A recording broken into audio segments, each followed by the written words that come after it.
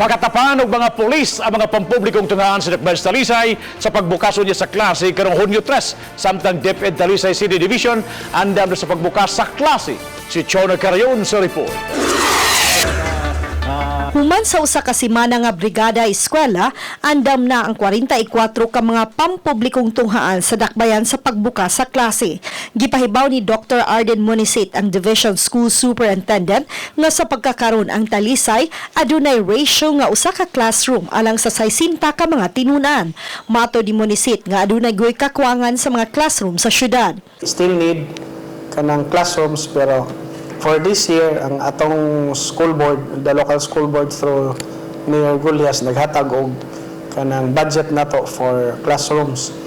In fact, ang first natong gi-implement karon is kanang nasa San Isidro, kanang 18 million nga 3-story. Samtang mag-hire usab sila og 20 ka mga magtutudlo. Sa pagkakaroon adunay 1,471 ka mga magtutudlo sa public school sa Talisay City.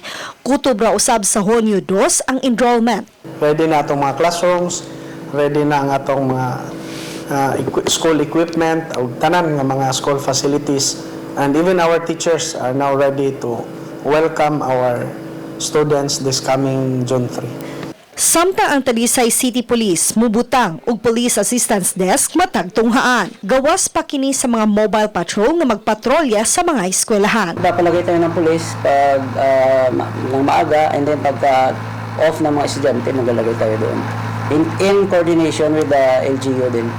Uban ni Marlon Melgazo, Chona Carayon, Balitang Bisda.